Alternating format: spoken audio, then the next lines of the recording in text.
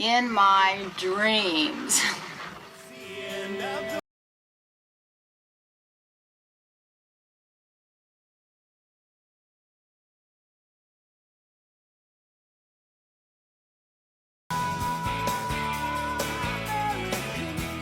I think I'm going to stop saying it's a brand new day. I'm so glad you're here, to maybe it's a brave new day. Oh, we're still here.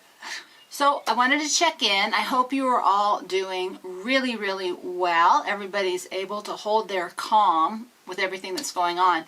And as you saw from the title, I'm really talking in this video about what I'm doing to reprioritize now that whatever plans I had are out the window. So I am, spent the last week or two actually sort of reshuffling everything, re-examining, and reprioritizing. And so I'm going to go over what I'm doing with you as a way to maybe help you think about what you want to do in your own life.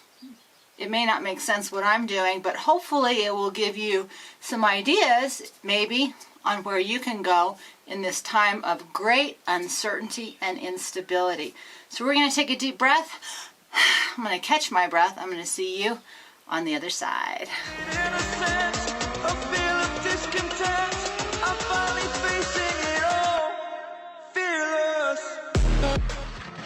I don't think I've ever showed you guys. This is like my favorite little thing. It is a medic bag from the 60s of the French Army, and it's it's leather. It's that old heavy-duty canvas.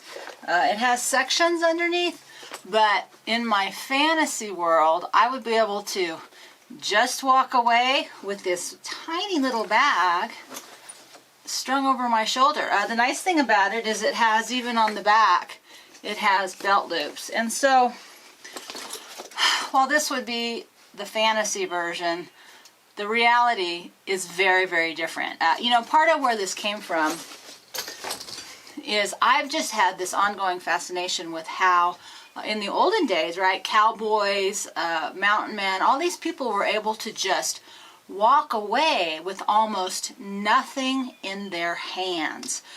Just what they carried on their body. And I forgot something. Hold on. Got it. All right, so basically, I lost my train of thought. So anyways, I've been reprioritizing, and there's a lot of things going on. I don't know about you, but I can only share from my perspective is that obviously I'm not going anywhere until things specifically change for my situation. Any income I had is pretty much gone, except a few hardcore people. Thank you, thank you, thank you. I don't know if you want me to say your names publicly or not. I always think privacy is a big issue. If you would like me to acknowledge you publicly, just let me know, and I'll be happy to do that. So everything has changed. All my plans about where I wanted to go, how I wanted to get there, and what I wanted to do are out the window. But I've also had this new thought coming in, and I'm going to talk more about this in another video. But I feel a little more vulnerable than I have in the past. And as I was thinking, I was making the joke about, well, things are fine out here from a cootie perspective. Nobody but the cows and the dogs, so I'm not worried about getting infected. But, I was making the joke, if the shooting and looting start, I am in trouble. I am out here by myself. So that really got my ball and my mind going and rolling, because everything that I used to do and have done and still do in terms of my own personal safety and security, that's not going to be effective. I don't talk a lot about that personally because I want to keep that stuff private. I certainly don't want to tip anybody off to what I do and how I do it.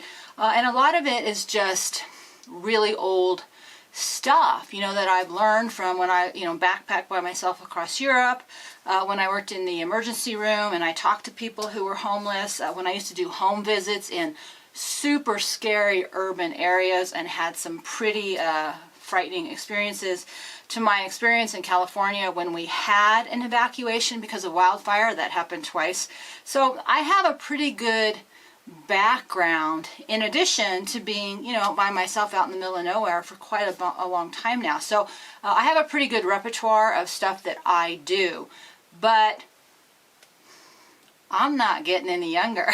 And as women know who get older, not only is just the normal aging stuff take place, but a lot of hormonal changes really do a lot of things that aren't fabulous for our physical strength. And so when I talked in that last video about the freeze response, the 3 responses to stress and survival are fight, flight, run, and freeze. And the interesting thing, about aging is I'm not going to be able to beat anybody up. I'm not outrunning anybody these days. And the older I get, the less functional my nervous system is, the more likely I'm to get stuck in that freeze response and not be able to shake it off and make decisions and act quickly. That was a little unnerving, in addition to this idea that as an older woman, right, what kind of value am I bringing to a group? Why would anybody want to invite me in? And we're starting to see you're not welcome. And people who are going to be or who are nomadic, this is a big deal. So I'm trying to bring everything together and figure out where I want to go. And I'm going to hopefully invite you along with me on that process, because for me, it's all about getting super practical and grounded and paying attention, not to opinion, not to theory, not to all this other stuff. I'm paying attention to what the cities, states, and counties are doing legally. Government, I'm paying attention to what I hear, the rhetoric, how people are processing this crisis, and I'm paying attention to my own personal response so that I can start to make decisions about where I want to go.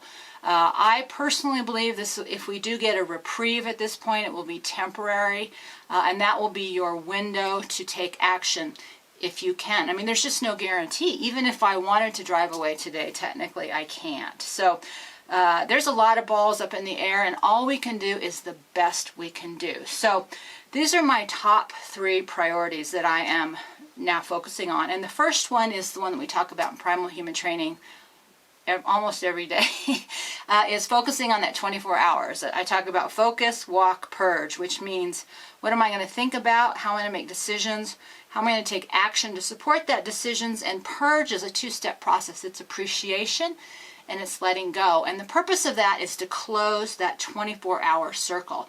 But the new thing I'm adding to my own 24-hour purpose process is that I don't know what the future holds. None of us do. And so while I'm not giving up,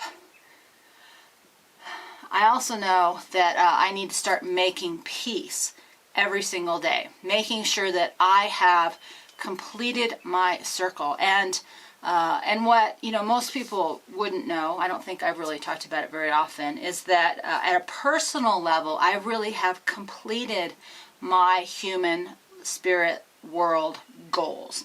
So I feel very blessed and privileged to feel like I have closed my circle in terms of what I needed to accomplish here. So I have a lot of peace. I mean, I'm not excited because I'm going to freak out if somebody, it's going to be scary, but at a bigger level, I've made peace. So my goal is to make that 24-hour process complete every single day. The second thing I'm going to be working on is, has anybody read this book, How to Survive the End of the World as We Know It?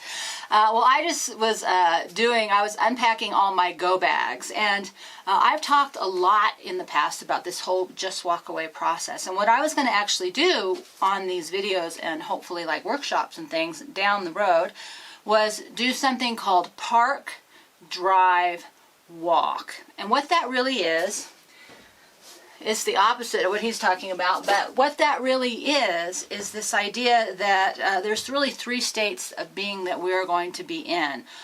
There's park, which is a permanent or long-term placement. There's drive, so the opportunity exists that we can get up and drive somewhere. And then there's walk, and walk will really be an issue if the electricity goes out.